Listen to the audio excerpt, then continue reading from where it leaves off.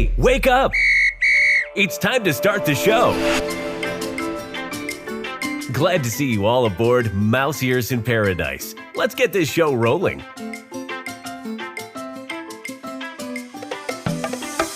Welcome to Mouse Ears in Paradise. I'm Dave. And I'm Becky. Hello. Hello. Today we're going to be talking about our experiencing Frozen the musical, and we're going to be talking about Agatha all along. Dave is unsure about the name. Very challenging.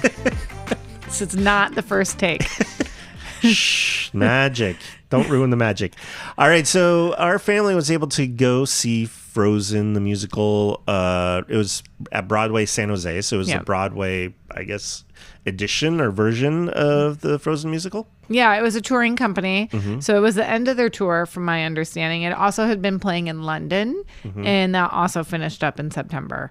I did not realize until I was looking at research for the show. Did you know that there was an announcement about this musical at D23? I'm going to take that blank look for a no. There's so many announcements. No. Okay. Nothing's coming to mind. So this musical is actually going to be released on Disney Plus in 2025. So this is coming to Disney Plus near you. And so we thought it'd be worth spending a little bit of time talking about just the show. And then also I thought it was worth talking about bringing your kids to a Broadway show and what that was like and how that went, which actually for our family went really well. So they did recognize in San Jose that this was probably a lot of people's first Broadway show. It's kind of an entry-level show for a lot of people. It's still over 2 hours in time. And there was an intermission. And yeah, with an intermission. And there definitely were kids who struggled with that. Mm-hmm. I feel like we were really fortunate. We've been taking our kids to various shows. Well, it kind of got started at Disneyland, right? They used to have all kinds of things in the theater. So maybe they're working on another one. We don't really know. There's rumors. But we did a lot there, and our kids have always enjoyed the theater there. But I feel like that's not an accurate gauge of if it will be successful, because they're already tired, right? Like they're happy to sit for 45 minutes at that point during the day and watch something. We've had a lot of success on the cruise line with going and seeing the shows after dinner. Also, while more of a gauge, they're generally an hour, so it's still half the running time. And you can bring popcorn into the theater on the Disney Cruise Line, which always buys us at least 30 minutes of runtime in any situation.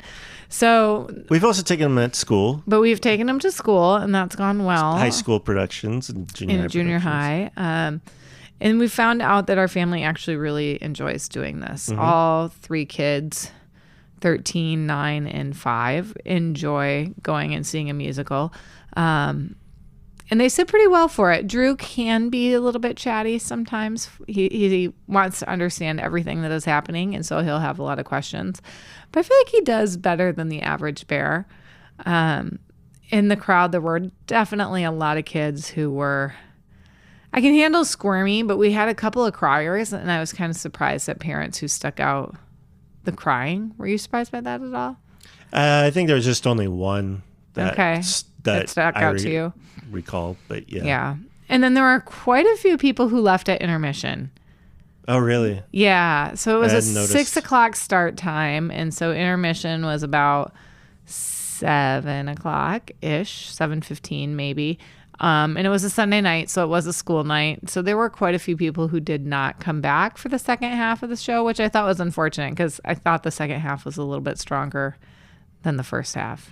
But so what did you think of the show? I thought that they did really. It was great. You know, we've seen other Disney Broadway shows before. It comes to mind like Mary Poppins and Lion King. I've seen Little Mermaid. You saw. I did not go to Little Mermaid, but you did Little Mermaid. So, and generally speaking, I feel like they change things up a little bit for the stage, and they add some stuff and take some other stuff away, and there's some liberties taken, but and also added music. And I really enjoyed it. The special effects were great. I felt like the story was cohesive still and made sense, with an adaptation for the stage. But yeah, I thought it was really, really well done. Yeah, so I have a couple of puppet figures. Olaf is a puppet. Yep. Sven is a puppet. And those were, of course, like super popular.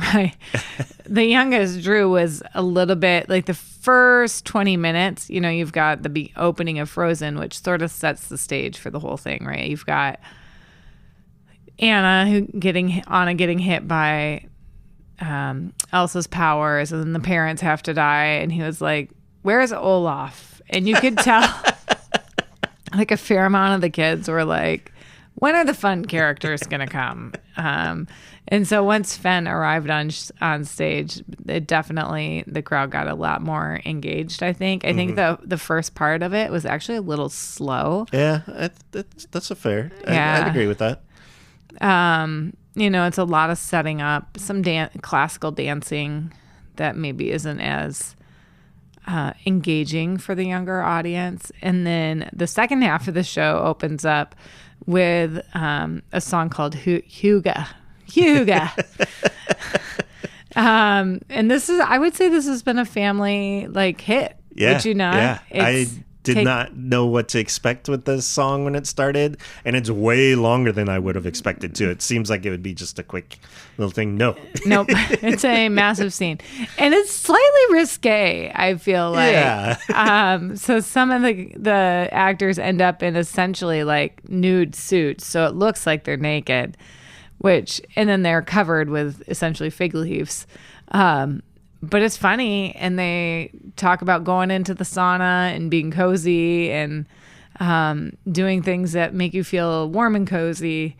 And so it was cute. The kids have gotten a kick out of it, and I think the song still makes an appearance in our house. We actually have a term for this in Dutch, too, which was kind of funny. So I grew up with the term gezellig, which means there's not really an English translation, which is kind of the same thing behind Huga, is that there's not really an English translation, but it means being comfortable and cozy with your family. It feels like home. So you could have that anywhere, right? And so they're trying to tell Anna and Kristoff that at Oaken's sauna, they can feel warm and cozy, which sounds risque when you say it out loud. But it's really all good, clean fun. So it's more about don't worry about it. Yeah. It's kind of the Hakuna Matata. In some ways it's that too. Yeah. Yeah. So, but it was good. I thought, I did think the second half was better than the first half by kind of a long shot. I'd agree. And mainly because I think the first half followed the movie so closely, you kind of knew what was going on, but then you get a little bit of a change in the second half, which was sort of a breath of fresh air to both the audience and the actors, I felt like. So, but it was good. I highly recommend it. Definitely check it out when it's on Disney Plus. You can pop some popcorn, start training your younger people to enjoy the musical theater life. And yeah, I would want to check it out. Yeah, Disney we'll watch Plus, it for sure. Though we saw it, but yeah, it was good. I enjoyed it. Yeah. So. Yeah, definitely encourage people to get their kids out to see plays and musicals and stuff like that. I think it's a skill and also a good thing to kind of expose people to those kinds of arts. So. Yeah, I was listening to another podcast recently about how the arts sort of helps people to remember that everybody is human. So when you're embracing the arts and you're looking, you're appreciating music and different mediums of art, right? We normally restrict art to things that hang on the wall, but it's more than that. But it reminds us of the humanity of other people and how good that is for society, which I thought was insightful. Yeah, no, that's really cool. Yeah. So. And sadly, one of the first things that gets cut at a lot of schools. Exactly. And that's kind of what they were talking about. They were talking about how there's, all these things that happen in various schools and people start to not get along, and then when they don't have money, they pull the arts first, and then they have more problems, and they kind of wonder why. And so and there's actually a correlation. Yeah. Yeah. But hopefully we'll get smarter as things move forward.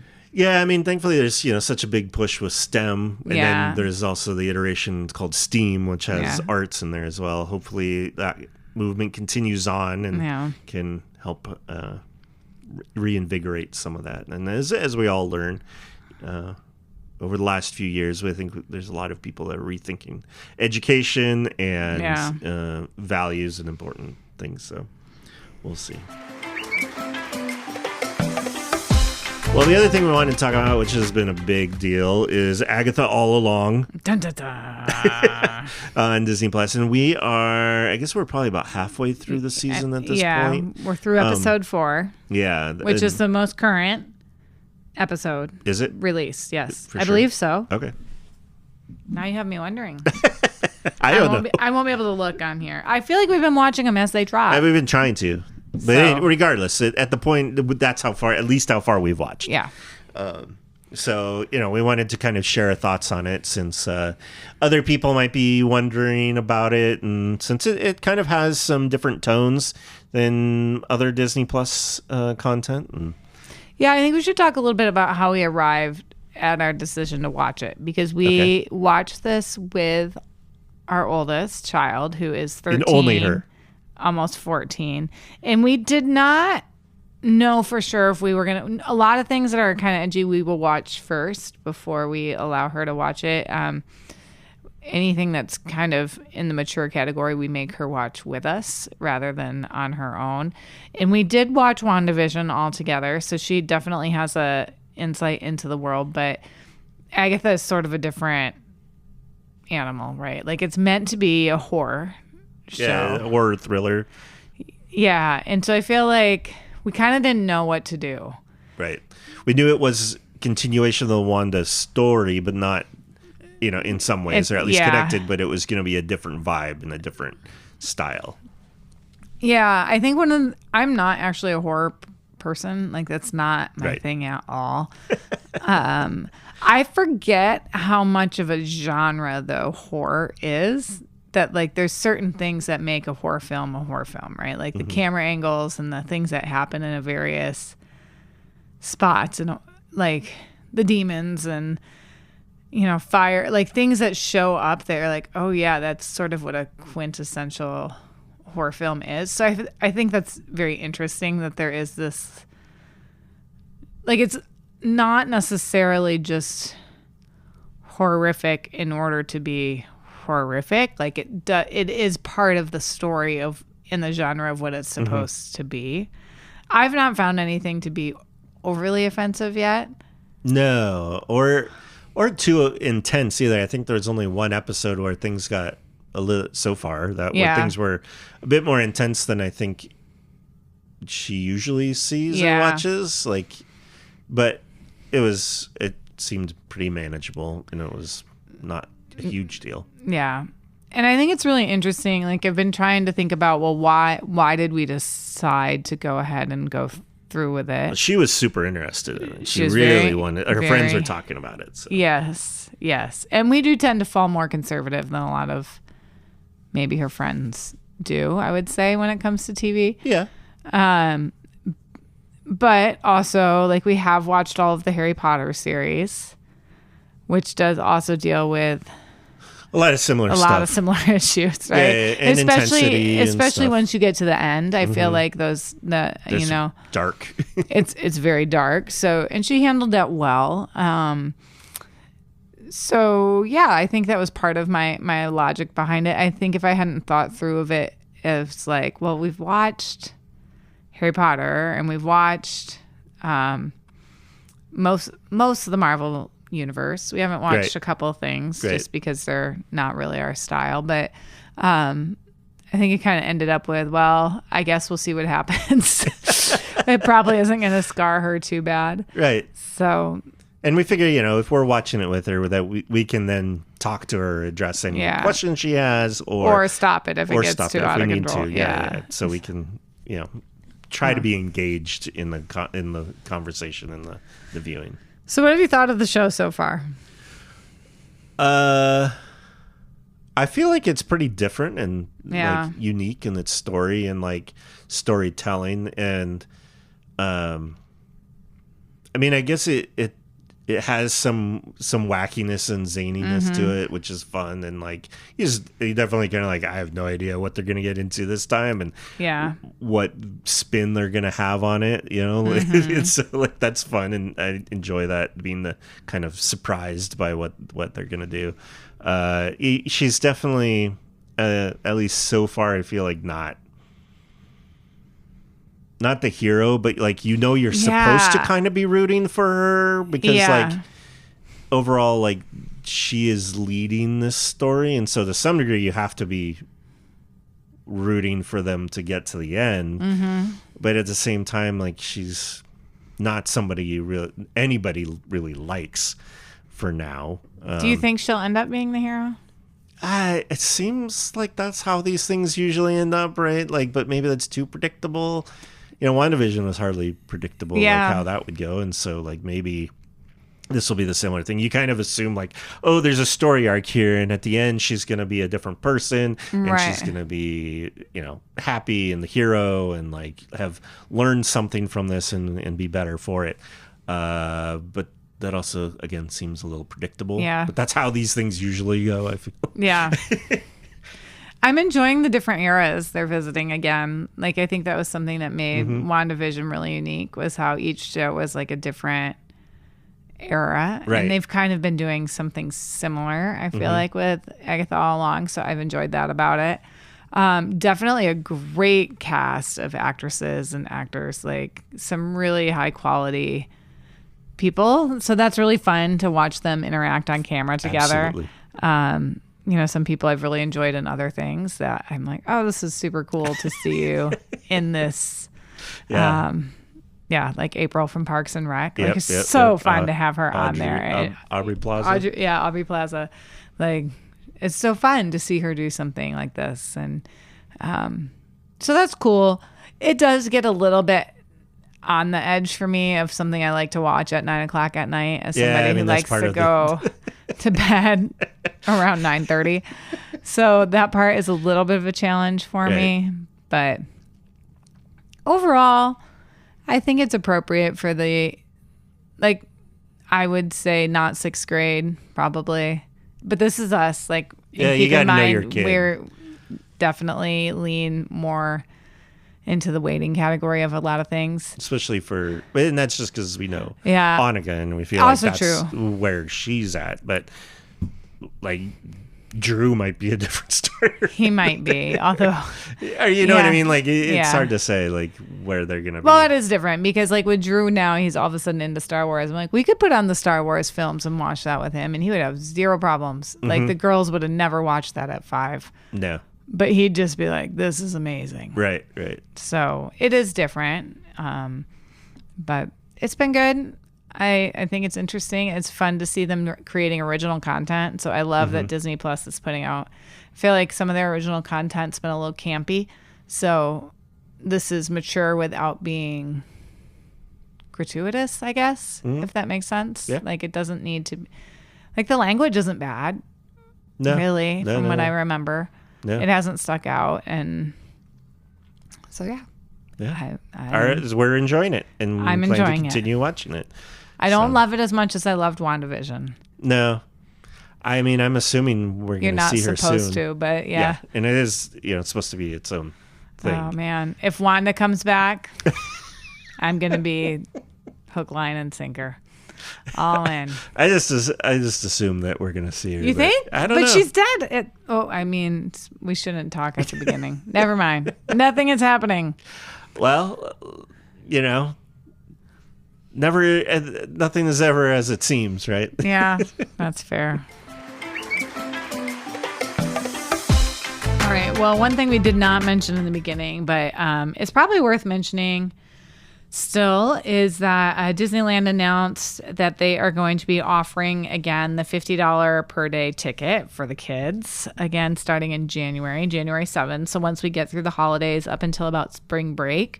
We found this a little bit surprising, maybe, I think is one word, surprising. And then also, like, hey, let's plan a trip. So, well, and that's the whole deal, right? Like suddenly it's like, oh, this makes it much more accessible or easier to decide. It does. If people who listen to the podcast will remember, this is the ticket that we used for going to D23. So that I used with Drew and Emma, which meant we could go to the parks for $200 for 3 days. And those were weekend days. So the $50 price does apply to the weekdays. But it's incrementally more expensive to go on the weekends, and it was hugely cheaper. Like, I was surprised at how much cheaper it was to go with this kids ticket than it was to go on a regular ticket. In fact, when we priced out for Annika, and we may have mentioned this previously, but when we priced out for Annika for the D23, buying her a 2-day ticket at a regular price, it was actually cheaper to buy the 3-day special ticket. So she ended up with 3 days, even though we weren't sure she would use them all. So I think that's a really, really big deal. I mean, I'm really half tempted to change our Thanksgiving trip, except then we have nothing to do during Thanksgiving because it's so much more economical to go. Oh, to just delay that trip until after the beginning of the year? Yeah. Well, I mean, this is their busy time, so you know that they wouldn't be doing it during this time. Like, this is basically now until the end of the year, between the Halloween parties and then the Christmas parties and the holidays and everything. It's just going to be crazy. So it will be interesting. That does apply to February break, which in California is a thing. So I bet that week is going to be packed out with people, because not the entire country has off, but Californians do. So that will be interesting. But I think it's good. I'm thrilled they're discounting tickets, because I think they have reached a place of being pretty over the top on ticket prices. And this makes it a little bit more like, okay, it's still pricey, but it's not quite as bad. Yeah, so $50. It's a big difference. It is a big difference. Instead of, what is it, 100, I want to say? 110. Yeah, 110. Yeah, and again, these are for weekdays, so Monday, Tuesday, Wednesday, Thursday, and it's not a park hopper ticket, so it doesn't include that. But we talked about before, the single day, if you just want to go to one park a day, it's really doable and actually quite lovely. So consider it. If you're thinking about putting a trip on the books, I'd highly recommend taking advantage of those days, because that's a significant savings. For sure. Yeah.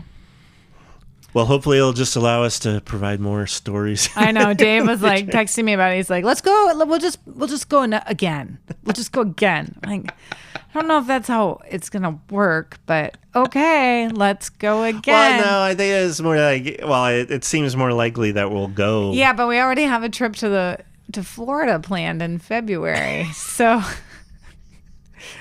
Yes. I just thought it was more likely we'd do another trip that we otherwise wouldn't have done. I think we will add a trip next year that we maybe wouldn't have done. That's otherwise. fair. I think that's probably the case. Yeah. So I have to go figure out what days we have off so that we can go. Yes. Yeah, I'll work on that next. All right. All right, well, now it is time for our magical moments. Becky, what is your magical moment for this week? My magical moment this week was, it was a very warm week here in California. It was almost 100 degrees or over every day.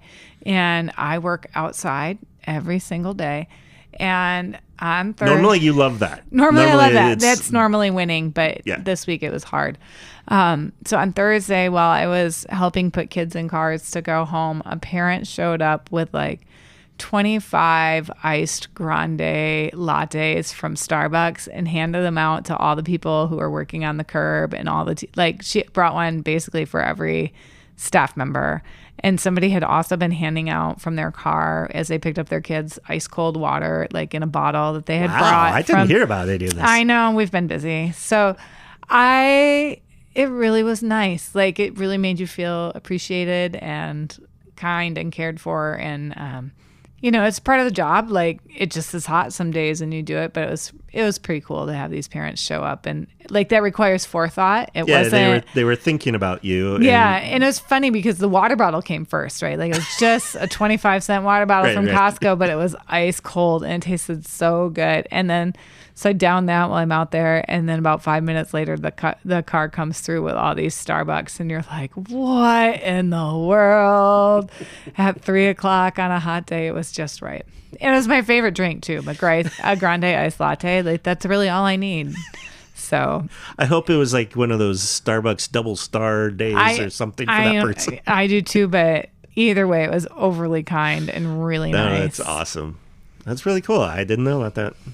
All right, well, mine is last episode, I shared about my birthday and how I got free lunch, but I didn't talk about the gifts that I got for my birthday, which one or some of the stuff that I got was for my car. And my car is white with black trim, and someday in the next few years, it'll probably be Annika's car that she drives, and I'll get a different car. And so I've tried to think about how to make it fun. And so I've been talking about making it like, oh, this is a stormtrooper or a stormtrooper car or something. So Becky and the kids got me some cool stuff. They got me a license plate frame. It says something like I'm a stormtrooper or I don't remember. Something. Yeah. And then some decals. One of them was like, I had friends on the Death Star. Yeah, I liked that one. And another one has like the Jeep logo, but the E's are replaced with stormtrooper helmets and stuff. So I'm super excited to put those on. I just need to wash the car before I put those on. Put them on the car. So yeah, I think that's cool, magical, and hopefully it'll make my car a little bit more fun and little stand out a bit more. It's a bit bland. Easy to get lost at the I understand parking lot. I can understand that. Everybody has one of these. Yeah, a white SUV. Oh yeah. So there's a few of them in the parking lot. A few of those around. So this will be a good marker. Be like, oh, there it is. Yeah. So, all right. I think that's everything, but we want to get your comments and feedback. You can email us at mouseearsinparadise@gmail.com. And if you provide your address and say stickers in the subject line, we'll send those off. We've been sending them out, and we've got a bunch sent out. So thank you for everybody that have been emailing us about that. Hopefully you've all been getting them. Haven't had any returned yet, so hopefully you're not getting asked to add any postage or anything like that. If you are, please let me know so I can. We'll Venmo you. Yeah, and I want to make sure I fix it for the future, but haven't run into that yet. And I am almost out of them, but I've been sending them in these cool postcards that have pictures, retro pictures of the House of the Future.